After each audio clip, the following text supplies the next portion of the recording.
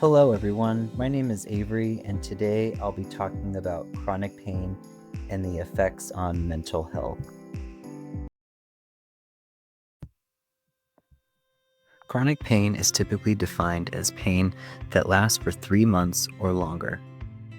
It can be mild or severe, but no matter where it falls on the spectrum, it often interferes with daily tasks, work, and relationships. Research has linked it with serious mental health challenges, including depression, anxiety, dementia, and even substance abuse.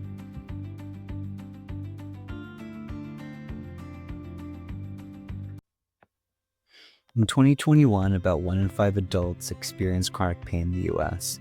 Around 7% had high-impact chronic pain that affected their daily functions. Certain groups faced higher rates, like American Indian, Alaska Native communities, bisexual adults, and people who are divorced and separated. In 2020, I had a severe meniscus injury that needed immediate surgery.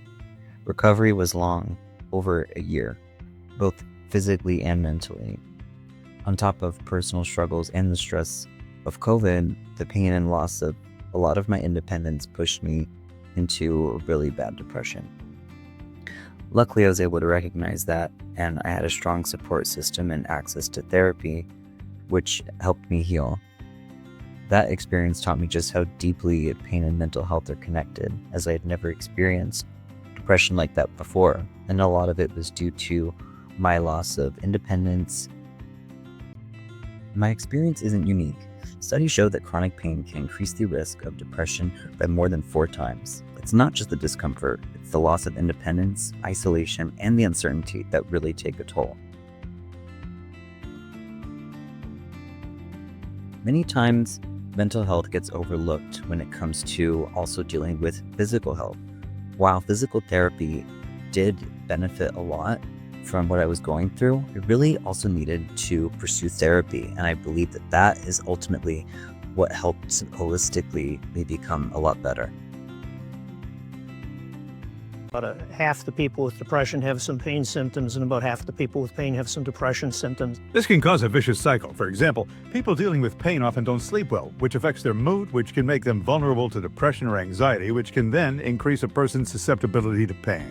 Anybody who's suffered from chronic pain knows that it just takes over, and the same with depression. Dr. Kurt Kroenke says when someone visits a doctor for chronic pain, it's important for the patient to discuss any psychological symptoms they're also experiencing. Arizona faces a significant mental health care shortage, needing up to 223 full-time psychiatrists to meet the demand. Arizona faces one of the nation's worst physician shortages, ranking 44th in primary care physicians, with rural areas hit hardest.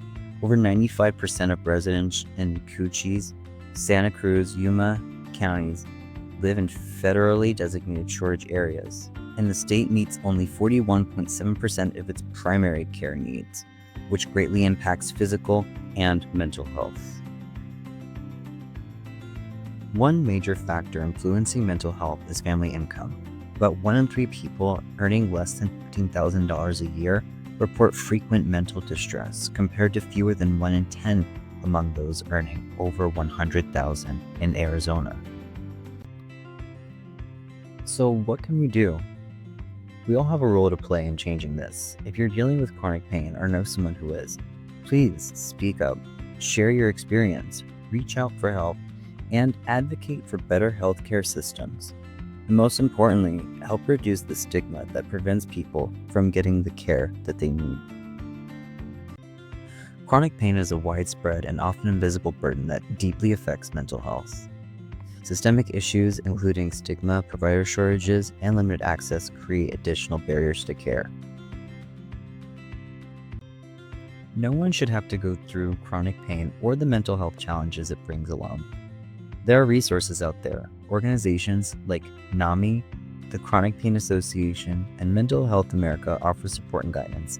And if you're in a crisis, the 988 Lifeline is available 24/7.